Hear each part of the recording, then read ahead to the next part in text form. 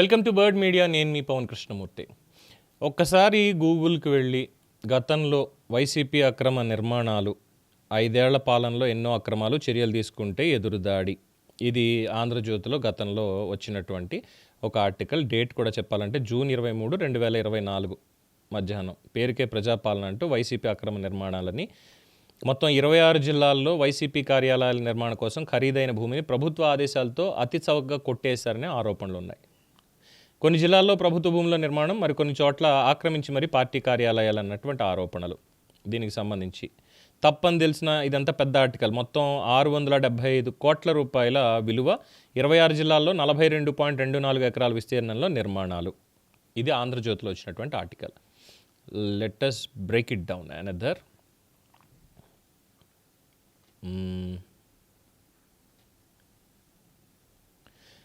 విఎంఆర్డిఏలో వైకాపా బంట్లు, ఇంకొక యూట్యూబ్లో వచ్చినటువంటి ఛానల్.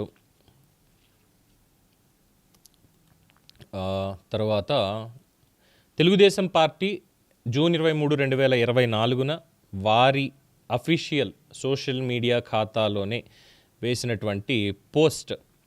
మొత్తం ఒక 15-20 దాకా ఇమేజ్లు కూడా వేశారు. ఇవి జగన్మోహన్ రెడ్డి కట్టిన ప్రభుత్వ భవనాలు అనుకుంటున్నారా?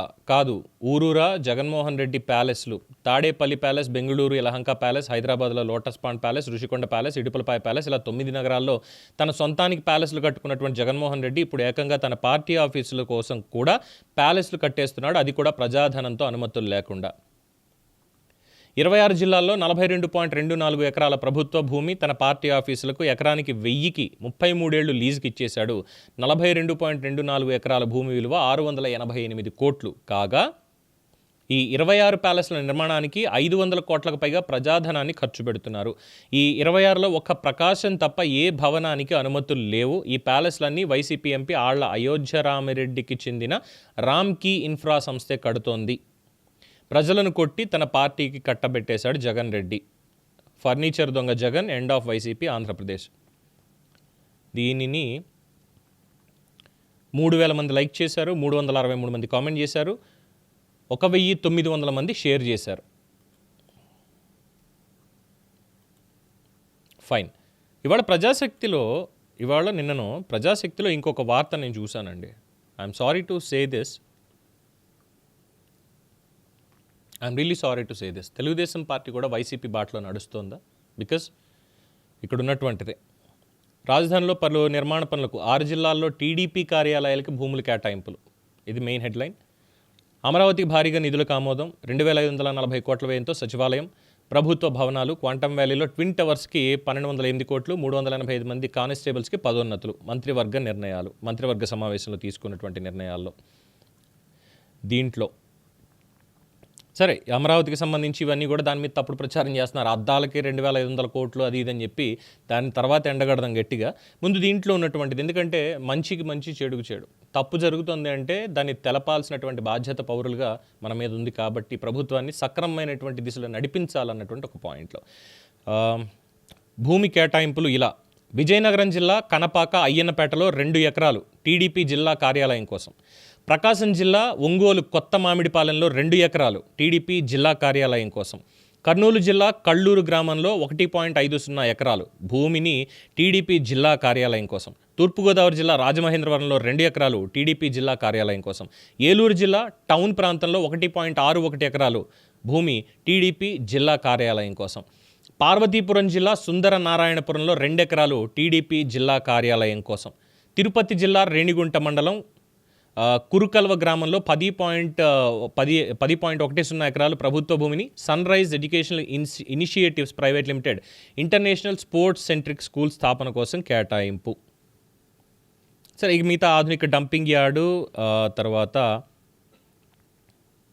మిగతా ఇచ్చారు. తర్వాత కరేడు గ్రామంలో 22.74 ఎకరాల భూమిని ఏపీఐఏసీకి ఇండస్ట్రియల్ హబ్ కోసం కేటాయించారు. ఈ కరేడుది కూడా ప్రభుత్వానికి మచ్చాను ముందే చెప్పాం. మరి ఆ ఉద్యమం ఎక్కడికి వెళ్ళిపోయింది అనేది కూడా నాకైతే తెలియదు ప్రస్తుతానికి. ఇండోసోల్ కంపెనీకి, షిరిడి సాయి ఎలక్ట్రికల్స్, మరి దానికి సంబంధించి కూడా గతంలోనే ప్రశ్నించడం జరిగింది. సో ఇక్కడ మై పాయింట్ ఈస్,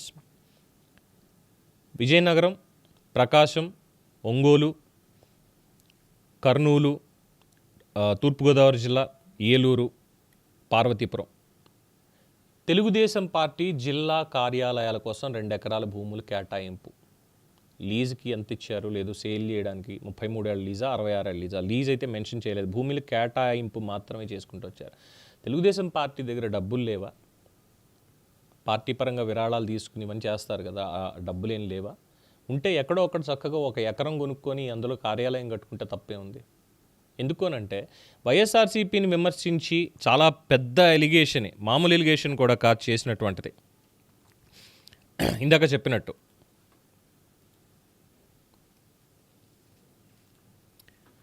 ఇవి జగన్మోహన్ రెడ్డి కట్టినటువంటి ప్రభుత్వ భవనాలు అనుకుంటున్నారా అని నిస్సిగ్గుగా ప్రశ్నించాం కదా. నిస్సిగ్గుగా కాదు, నిజాయితీగా చాలా గట్టిగా ప్రశ్నించాం కదా. మరి ఇప్పుడు మనం చేస్తున్నటువంటి పని ఏంటి? How can we answer? Telugu Desam party ఎలా సమర్థించుకుంటుంది దీన్ని? ప్రజల్లో చులకనైపోదా? వైసీపీ చేసిన పని తెలుగుదేశం పార్టీ కూడా చేస్తే వైసీపీకి టీడీపీకి తేడా ఉంది? ఇలా ప్రశ్నిస్తే ప్రభుత్వ వ్యతిరేకత అని అనుకుంటే ఎవరు ఏం చేయలేరు. ఎందుకంటే ప్రభుత్వం ఒక పక్కన చాలా చక్కటి కార్యక్రమాలు, ఎంతో మంచి కార్యక్రమాలు చేస్తుంది. వాటన్నిటిని ప్రమోట్ చేసుకుంటూ వెళ్తున్నప్పుడు ఇలాంటివన్నీ చెప్పకపోతే ప్రజలకు మేము ద్రోహం చేసిన వాళ్ళం అవుతాం డెఫినెట్గా. సో వైసీపీకి తెలుగుదేశం పార్టీకి తేడా ఏముంది ఇక్కడ? ఈ కేటాయింపులు దేనికి? తెలుగుదేశం పార్టీ జిల్లా కార్యాలయాలకి. మీ పార్టీ మీ ప్రైవేట్ ఎంటిటీ. రాజకీయంలో ప్రభుత్వం అనేటువంటిది ప్రజల ఎంటిటీ. ప్రజల కోసం ఏమైనా చేయాలి. మీ పార్టీ కంటే మీ పార్టీ ఆస్తులకు పెట్టుకోవాలి. సో ఈ క్లాజ్ ఒకటి సవరించాలి డెఫినెట్గా. ప్రజల నుంచి విరాళాలు తీసుకుంటారు, ఇవన్నీ తీసుకొని ఎన్నికలకు వెళ్తారు, ఇవన్నీ చేస్తారు, బాగానే ఉంది. పార్టీ కార్యాలయాల పేరుతో ప్రభుత్వం దగ్గర నుంచి తీసుకునేటువంటి ఈ పద్ధతి పోవాలి. 26 ప్యాలెస్లు కట్టాడు ఆయన. ఇప్పుడు మీరేమో ఇక్కడ ఇంకో 6 జిల్లాల్లో 6 చోట్ల మీరు ఏకంగా 2 ఎకరాలు తీసుకున్నారు. రేపు పొద్దున్న మళ్ళీ ఇంకొకసారి కేటాయిస్తారు మిగతా జిల్లాలో కూడా జిల్లా కార్యాలయాలకని. ఇలా తీసుకుంటూ పోతే కార్యాలయాలు మిగులుతాయి, ఇంకేం మిగులుతాయి అసలు? దీనికి సమాధానం తెలుగుదేశం పార్టీ చెప్పగలుగుతుందా ప్రజలకి? Let's wait and see. లేదు అంటే మాత్రం డెఫినెట్గా వైసీపీకి తెలుగుదేశం పార్టీకి ఎటువంటి తేడా లేదు అనేటువంటి ముద్ర పడిపోతుంది. అది ఎంత మంచిది కాదు అనేది వాళ్ళకి తెలుసు. ఒకసారి ఆలోచించుకోవాలి. దీని మీద మీ అభిప్రాయం తెలియచేయండి. చూస్తూనే ఉండండి ది బర్డ్ మీడియా.